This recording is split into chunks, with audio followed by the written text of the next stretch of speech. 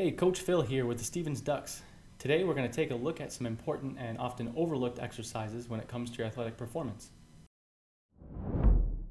Set. I have three main muscles that I feel are a little bit underrated and could probably use some attention in the weight room. We're going to go over the functions of these muscles, how they can affect our performance on the track, and finally some exercise variations that you can incorporate into your routine. Let's take a look.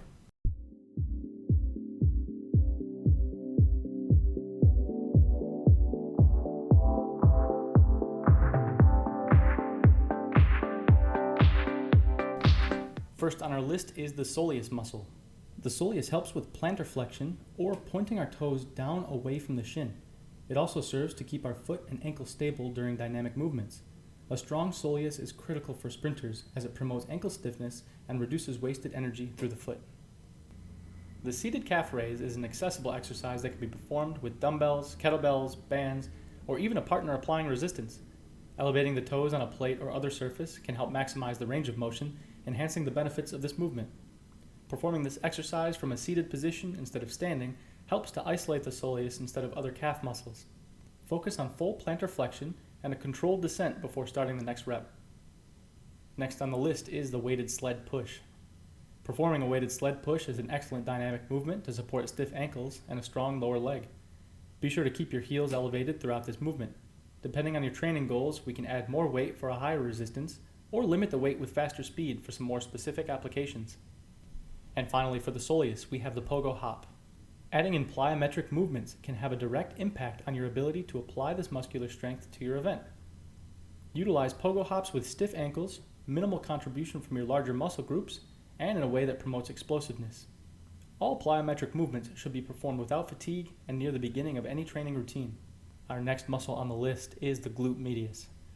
This is a notoriously underworked muscle in many athletes and can often be the cause of lower back pain, hip instability, and can even cause problems in our knees and lower legs. In order to target the glute medius muscles, we need to put our target hips into abduction. All you need for these hip raises is a wall. Stand with your arm braced against the wall for support and the knee closest to the wall raised.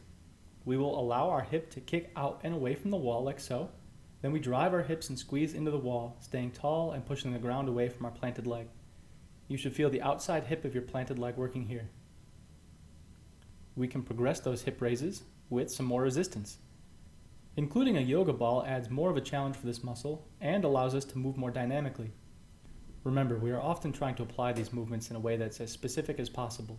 In other words, we're trying to translate the work we're doing in the weight room to the track. This is known as the law of specificity. The previous two examples were known as closed kinetic chain movements. Our targeted muscles were planted on the ground and were not allowed to swing freely during motion.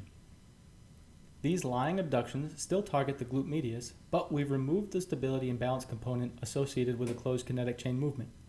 These can be performed without resistance as shown, or with a band or cable machine.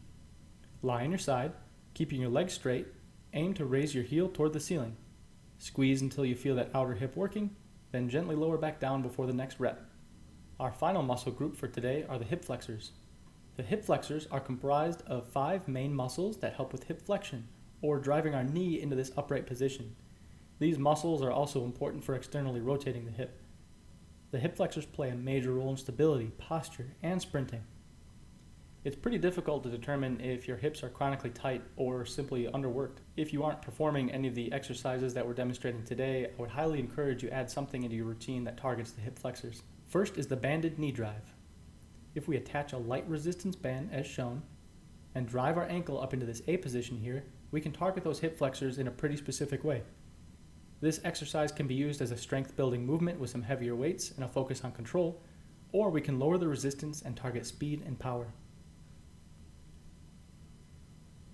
Next up, we have a glute bridge with an emphasis on our hip flexors using something as simple as a tennis ball or a lacrosse ball. I really like this exercise because it targets our posterior chain while also hitting the front side. Keep that ball tucked into your hips as we drive into a powerful A position yet again. And finally, we have a reverse squat. We are demonstrating this movement using resistance bands, but again, this can be applied with a cable machine, kettlebells, or those monkey feet the ATG guys are selling. Here we can focus on a quick concentric movement followed by a controlled descent to maximize the time our muscles are under tension.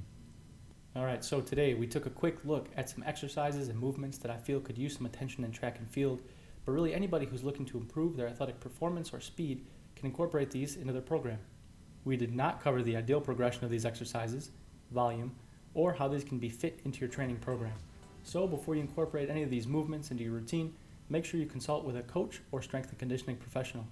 If you have any questions at all, please feel free to reach out. Again, this has been Coach Phil with the Stevens Track and Field program. As always, be well, have fun.